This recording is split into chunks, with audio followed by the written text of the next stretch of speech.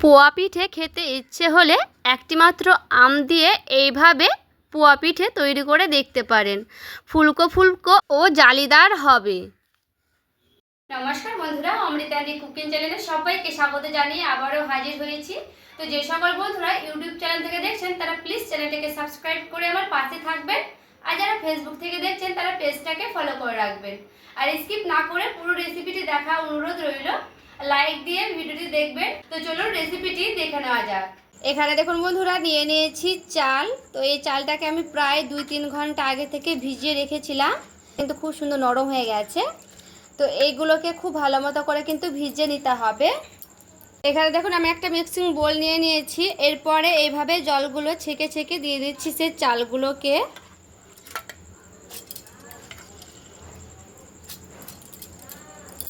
খুব ভালো মতো করে কিন্তু চালগুলোকে নিয়ে নিয়েছি। তো এখানে দেখুন একটা আমি আম নিয়েছি। তো আমি পোয়া পিঠে আম দিয়ে তৈরি করব, তার জন্য এখানে আমার একটা আম লাগবে। এরপরে আমটা আমি খুব ভালো মতো করে কেটে নিচ্ছি। তো এই আমটাকে আমি খুব সুন্দর করে দেখুন 2 পিস করে নেব। তারপরে চামচে করে উঠিয়ে নিয়ে একটা বাটিতে উঠিয়ে নেব। তারপরে আবারও ফিরে আসছি। আর এখানে দেখুন আমি একটা বাটিতে কিন্তু উঠিয়ে নিয়েছি আমগুলো। এরপরে সে চালের ওপরে দিয়ে দিতে হবে সে আমের পিসগুলো। এরপরে অল্প করে দিয়ে দিচ্ছি জল। এরপরে খুব সুন্দর করে একটা মিহি পেস্ট করে নেব। আর এখানে দেখুন বন্ধুরা, খুব সুন্দর করে একটা মিহি পেস্ট করে নিয়েছি। এরপর একটা বাটি নিয়ে নিয়েছি। এরপরে বাটিতে আমি ঢেলে নিচ্ছি। আর এখানে দেখুন যেহেতু মিক্সি বাটিতে লেগে আছে, তো এখানে আমি উষ্ণ গরম জল নিয়েছি। এরপরে জলটা দিয়ে একটু ভালো মতো করে বাটিটা দেখুন বুলিয়ে নিচ্ছি। যেহেতু অনেকগুলোই কিন্তু আছে, তার জন্য কিন্তু এইভাবে আমি ঢেলে নিলাম। আর এখানে কিন্তু গরম জলটা দেওয়ারই চেষ্টা করবেন। আর দেখুন খুব সুন্দর করে আমি হ্যান্ডেলের সাহায্যে কিন্তু এভাবে ফেটিয়ে নিচ্ছি।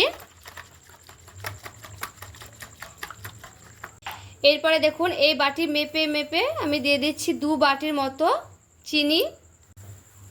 তো মিষ্টিটা কিন্তু আপনারা কম বেশি করে নেবেন। মিষ্টি যে যেমন খেতে পছন্দ করেন সে তেমন কিন্তু মিষ্টিটা নিয়ে নেবেন। তো চিনিটা দিয়ে একটু ভালো মতো করে এইভাবে ফেটিয়ে নিচ্ছি।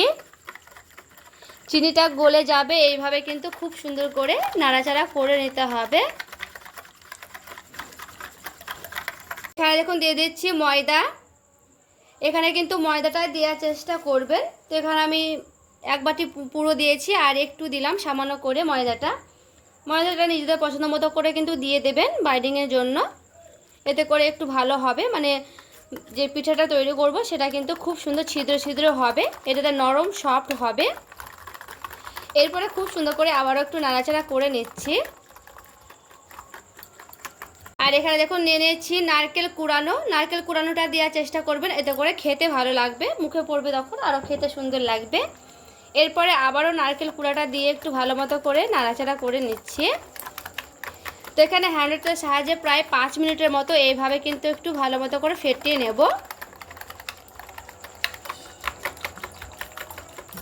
আমি দিয়ে দিচ্ছি ঢাকা দিয়ে রেস্টে রেখে দেবো প্রায় 5 মিনিটের মতো। এরপরে আমি ঢাকনাটা উঠিয়ে নিচ্ছি। দেখুন প্রায় আমি 5 থেকে 10 মিনিট পর ফিরে এলাম। আবারও আমি হ্যান্ডেলের সাহায্যে একটু এইভাবে ভালো করে নাড়াচাড়া করে নিচ্ছি। আর দেখুন কতটা সুন্দর ঘনত্ব এসেছে। এই যে দেখুন, দেখে বুঝতেই পারছেন কেমন ঘনত্বটা রয়েছে।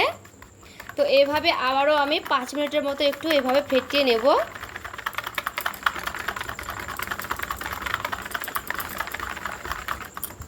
আর এখানে পুরো আমি 5 মিনিটের মতো কিন্তু ঘড়ি দেখে দেখে 5 মিনিট কিন্তু ফাটিয়ে নিলাম আবারও।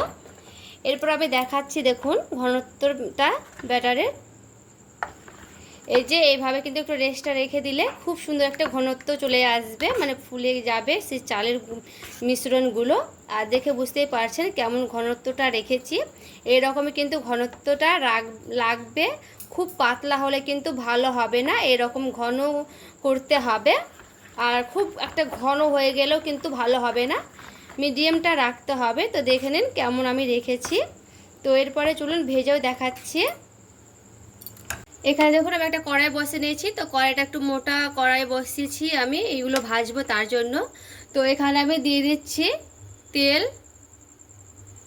এরপরে দেখুন খুব সুন্দর করে কিন্তু গরম করে নিতে হবে। আর দেখতে হবে কিন্তু গরম হয়েছে কিনা, অবশ্য করে কিন্তু গরম করে নিতে হবে খুব সুন্দর করে। তো দেখুন, দেখে বুঝতে পারছেন ভেসে উঠে গেছে, তার মানে কিন্তু গরম হয়ে গেছে খুব সুন্দর করে। এইগুলোকে আমি একটু তুলে নিচ্ছি। এরপর আমি এক ডাব্বু করে নেব, আর এইভাবে আমি দিয়ে দিচ্ছি। একটা ছোট বাটিতে নিয়ে নিয়েছি, এরপর আমি দিয়ে দিচ্ছি।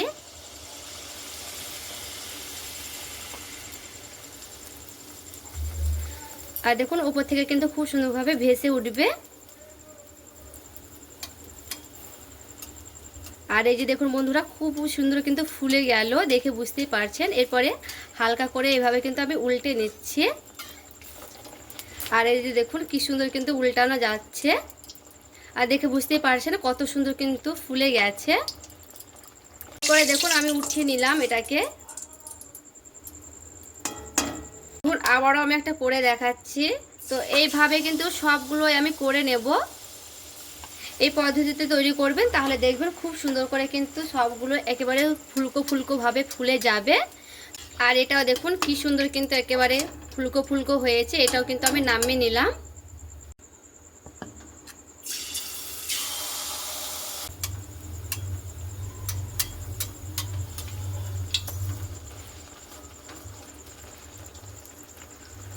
আর দেখুন কি সুন্দর একেবারে ফুলকো ফুলকো হয়েছে, দেখতে সুন্দর লাগছে। সবগুলো কিন্তু খুব সুন্দর ফুলকো ফুলকো ভাবে ফুলে গেছে। আর এই যে দেখুন বন্ধুরা, আম দিয়ে মালপোয়া রেসিপিটি তৈরি করে নিয়ে চলে এসেছি। আর দেখতে দেখুন কতটা লোভনীয় হয়েছে, আর কালারটা দেখুন কি সুন্দর লাগছে একেবারে। কিন্তু যেহেতু এখানে আম দিয়েছি, তার জন্য কিন্তু কালারটা দারুণ এসেছে। দেখুন সবগুলো কিন্তু খুব সুন্দর ফুলকো ফুলকো ভাবে ফুলে গেছে। দেখুন আমি ভেঙেও দেখাচ্ছি। এই যে দেখুন ভেতরটা দেখুন কি সুন্দর একেবারে জালি জালি হয়েছে, দেখে বুঝতেই পারছেন। যেহেতু ভীষণ গরম রয়েছে বন্ধুরা এটা। আর দেখুন কি সুন্দর জালি জালি রয়েছে, এগুলো কিন্তু খেতেও দারুণ লাগে। তো আজকের এই রেসিপি কেমন লেগেছে অবশ্যই আমাকে কমেন্ট করে জানাবেন। আর ভালো লেগে থাকলে প্লিজ লাইক করবেন, চ্যানেলটাকে সাবস্ক্রাইব করে আমার পাশেই থাকবেন।